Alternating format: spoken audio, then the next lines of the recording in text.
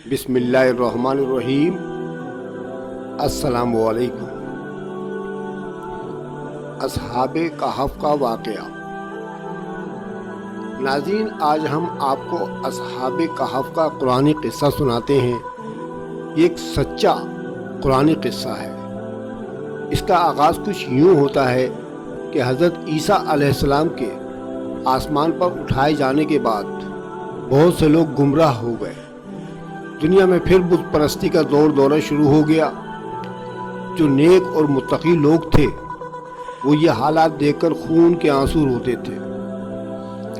اس زمانے میں ایک کافر بادشاہ کی حکومت قائم ہوئی جس کا نام دقیانوس تھا۔ دقیانوس بتوں کی پوجا کرتا تھا اور لوگوں کو بت پرستی کا حکم دیتا تھا۔ اس نے خدائی کا دعویٰ بھی کر دیا۔ اس نے عام اعلان کرا دیا تھا کہ اگر کسی نے اس کے حکم کے مطابق بت پرستی نہ کی تو اس کو سخت سزا دی جائے گی۔ چنانچہ کچھ لوگ اپنی جان اور ایمان بچانے کے لیے وہاں سے ہجرت کر گئے۔ ان میں چند دوست بھی تھے۔ یہ پکے ایمان والے لوگ تھے۔ یہ لوگ وہاں سے روانہ ہو گئے۔ راستے میں ان کو ایک چرواہا ملا اور ان سے ملاقات کے بعد وہ بھی ان کے ساتھ شامل ہو گیا۔ اس چرواہے کے ساتھ اس کا پالتو کتا بھی تھا۔ یہ لوگ پہاڑی علاقوں میں موجود ایک غار کے اندر جا کر چھپ گئے۔ انہوں نے کتے کو بھگانے کی بہت کوشش کی کیونکہ اس کی وجہ سے وہ لوگ پکڑے جا سکتے تھے، لیکن وہ کتا ان کو چھوڑ کر نہ گیا۔ چرواہے نے کہا کہ یہ اس کا پالتو کتا ہے اور وہ بہت وفادار بھی ہے۔ یہ ہمارے لیے خطرے کا باعث نہ ہوگا بلکہ ہماری حفاظت کرے گا۔ چنانچہ کتا بھی ان کے ساتھ رہا۔ ان کی تعداد کے بارے میں اختلاف ہے۔ کسی روایت میں آیا ہے کہ یہ لوگ 6 تھے، 7واں ان کا کتا تھا۔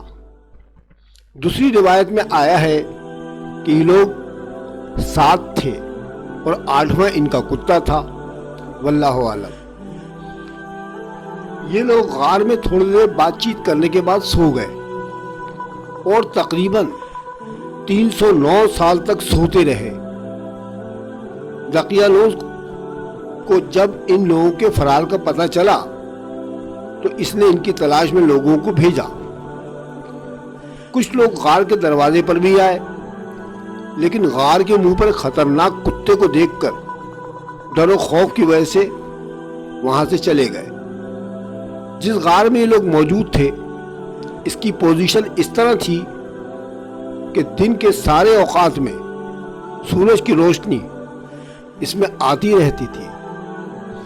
حضور اکرم صلی اللہ علیہ وسلم نے ارشاد فرمایا کہ یہ لوگ 300 سال سے زیادہ سوتے رہے۔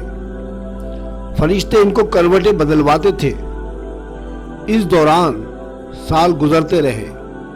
دقیانوس بادشاہ مر گیا۔ دوسرے بادشاہ آتے رہے اور جاتے رہے۔ زمانہ بدلتا چلا گیا۔ اب جس بادشاہ کی حکومت تھی اس کا نام بے درست تھا۔ وہ ایک نیک دل اور انصاف پسند عیسائی بادشاہ تھا اور عدل و انصاف سے حکومت کرتا تھا۔ پھر ایک دن یہ سو کر اٹھ گئے اور آپس میں باتیں کرنے لگے۔ ایک نے دوسرے سے کہا کہ ہم کتنی دیر سوئے ہیں؟ دوسرے نے کہا کہ یہی کوئی 2-4 گھنٹے۔ ان کو اس بات کا احساس تک نہ ہوا کہ وہ 300 سال سے زیادہ سوتے رہے اور اللہ نے ان پر موت طاری کر دی تھی۔ ان میں سے ایک نے کہا کہ بھوک محسوس ہو رہی ہے، تو انہوں نے ایک آدمی جس کا نام یملیخا تھا اس کو کچھ سکے دیے کہ وہ چھپ چھپا کر بازار جائے اور کھانا لے کر آئے۔ ان کا خیال تھا کہ ابھی دقیانوس کی حکومت ہے اور سپاہی ان کو گرفتار نہ کر لیں۔ یملیخا جب غار سے باہر نکلا تو ہر طرف بدلہ بدلہ سا نظر آیا۔ وہ بازار گیا تو وہاں بھی سب کچھ بدلا ہوا تھا۔ اس نے ایک نان بائی سے کھانا لیا اور اس کو سکے دیے۔ نان بائی نے سکوں کو دیکھا تو اس کو بڑی حیرت ہوئی۔ اس نے دوسرے لوگوں کو سکے دکھائے۔ ان لوگوں نے کہا کہ یہ تو بہت پرانے سکے معلوم ہوتے ہیں، ضرور اس کے ہاتھ کوئی خزانہ لگ گیا ہے، بتاؤ خزانہ کہاں ہے؟ وہ کہنے لگا کہ یہ میرے سکے ہیں، یہ میں نے کل ہی تو کمائے تھے۔ وہ لوگ بولے تم جھوٹ بول رہے ہو، تم کو ضرور کوئی خزانہ ملا ہے اور تم اس کو چھپانا چاہتے ہو۔ بھیڑ اکٹھی ہو گئی اور یہ خبر جنگل کی آگ کی طرح پھیلتی چلی گئی۔ بادشاہ کو بھی یہ خبر پہنچی تو اس نے یملیخا کو اپنے دربار میں بلا لیا اور اس سے پوچھا کہ کیا قصہ ہے۔ اس نے کہا کہ ہم لوگ تو دقیانوس جو کہ بت پرست تھا، اس کے ظلم سے بچنے کے لیے یہاں سے جا کر ایک غار میں چھپ گئے ہیں، اور یہ تو کل ہی کی بات ہے۔ بادشاہ نے اس سے کہا کہ تم ہمیں بیوقوف نہ بناؤ، یہ بات تم نے گھڑی ہے۔ تمہیں معلوم ہے کہ ہمارے پیغمبر حضرت عیسیٰ علیہ السلام نے فرمایا ہے کہ اگر کسی کو خزانہ ملے تو اس کا 5واں حصہ اس سے لے لیا جائے اور باقی اس کے حوالے کیا جائے۔ یملیخا نے کہا کہ آپ لوگ میری بات کا یقین کیوں نہیں کر رہے ہیں؟ میں اسی شہر کا رہنے والا ہوں اور جو کچھ کہہ رہا ہوں وہ حقیقت ہے۔ بادشاہ نے اس سے پوچھا کہ کیا تمہارا یہاں گھر بھی ہے؟ اس نے کہا کہ ہاں ہے، میں آپ کو اپنے گھر لے چلتا ہوں۔ بادشاہ نے اپنے ساتھ دوسرے آدمیوں کو لیا اور اس کے گھر کی طرف روانہ ہو گیا تاکہ دیکھیں کہ کیا یہ صحیح کہہ رہا ہے یا غلط۔ یملیخا اپنے گھر کے دروازے پر پہنچا اور دروازہ کھٹکھٹایا۔ اندر سے ایک بوڑھا آدمی باہر نکلا اور پوچھا کہ وہ کون ہے۔ بادشاہ نے اس بوڑھے سے کہا کہ یہ شخص ایک عجیب کہانی سنا رہا ہے، تم بتاؤ کہ کیا یہ سچ کہہ رہا ہے؟ یملیخا نے اس بوڑھے کو اپنا نام بتایا اور اپنے گھر کی کچھ نشانیاں بھی بتائیں تو بوڑھا اس نوجوان کے قدموں میں گر پڑا اور اس کے ہاتھ چومنے لگا اور کہا کہ یہ تو میرے دادا جان کا نام ہے۔ بوڑھے نے کہا کہ بادشاہ سلامت، یہ وہ لوگ ہیں جو اپنا ایمان بچانے کے لیے یہاں سے چلے گئے تھے، یہ سچ کہہ رہا ہے۔ یہ سن کر بادشاہ اور دوسرے لوگ بڑے متاثر ہوئے۔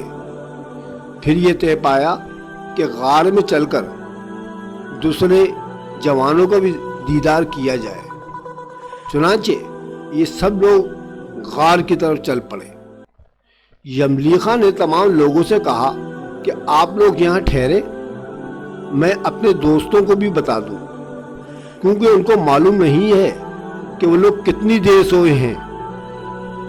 وہ اندر گیا اور اس نے دوسرے جوانوں سے کہا کہ کیا تم لوگوں کو پتا ہے کہ ہم کتنی دیر سوئے ہیں؟ انہوں نے کہا یہی دن کا کچھ حصہ یا اس سے کم۔ یملیخا نے ان سے کہا کہ ہم لوگ 300 سال سے زیادہ سوتے رہے، دقیانوس تو مر چکا ہے، اب جس بادشاہ کی حکومت ہے وہ ایک عیسائی حکمران ہے، وہ آپ سے ملنا چاہتا ہے۔ دوسرے نوجوان اس کی باتیں بڑے تعجب سے سن کر کہنے لگے کہ یہ تم کیا کہہ رہے ہو؟ کیا تم چاہتے ہو کہ ہم دوسرے لوگوں کے لیے درس عبرت بن جائیں؟ پھر اب کیا کریں؟ انہوں نے کہا آؤ ہم سب مل کر خدا سے دعا کرتے ہیں کہ وہ ہم کو دوبارہ اپنی بارگاہ میں بلا لے۔ اللہ تعالیٰ نے ان کی دعا قبول کر لی اور وہ ہمیشہ کے لیے سو گئے۔ جب بہت دیر ہو گئی تو لوگ اندر آئے تو پتہ چلا کہ وہ لوگ تو دنیا سے جا چکے ہیں۔ بادشاہ نے حکم دیا کہ اس غار کو ایک عبادت گاہ کا درجہ دے دیا جائے اور یہاں ایک عالیشان مسجد تعمیر کی جائے۔ لوگ سال میں ایک مرتبہ ان کے مزارات کی زیارت کرنے آیا کریں گے اور یہ سلسلہ قیامت تک جاری رہے گا۔ تو ناظرین، قرآن میں اللہ تعالیٰ نے یہ قصہ کیوں بیان کیا ہے؟